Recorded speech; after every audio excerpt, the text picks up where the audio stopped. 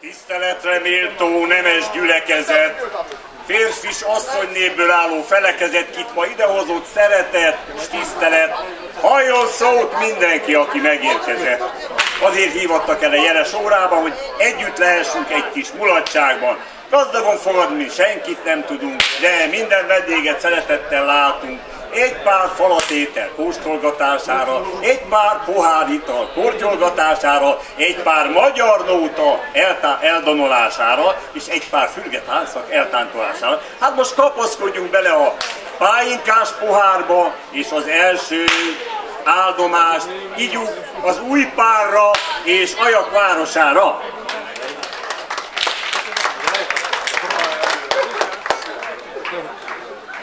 A jó magyar pálinkának nincsen párja, nincsen párja, nincsen párja. Eredő van, mint a magyar a világban, a világban, a világban. Szél van, körte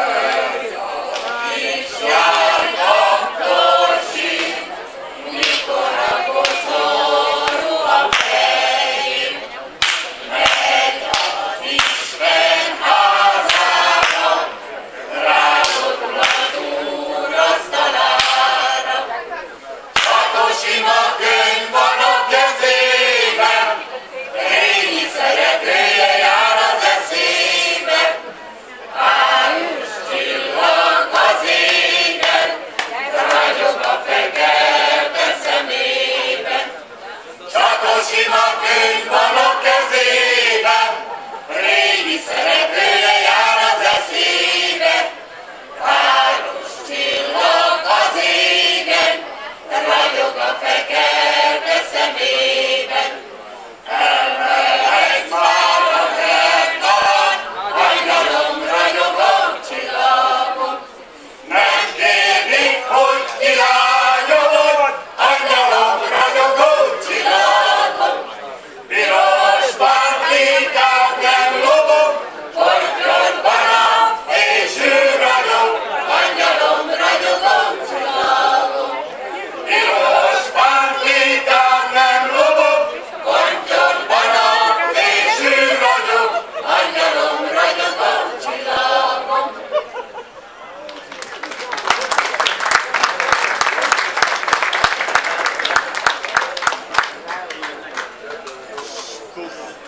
Adjon az Úristen szerencsés jó napot, aki mindnyájunkat, különösen engem, saját tökéletes képére alkotott.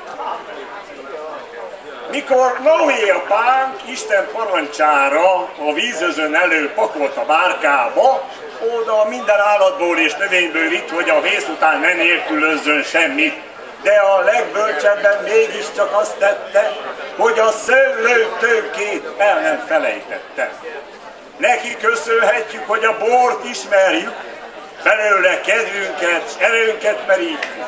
Én a nagyvilágnak jó részét beleálltam, de a magyar bornak párját nem találtam. Szerette ezt apám, valamint nagyapám, és szeretni fogja minden unokám. Aki böcsmérelné, gondolja el végre, hogy ez az Úr Jézus drádalátos vére, aki viszik belőle, váljon egészségére.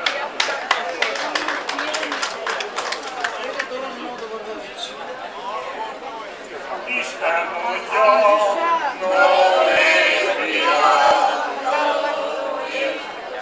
kóstoljuk meg, hogy az Isten jó. Noé mondja, megöregedtem, nem így ilyen jó, hogy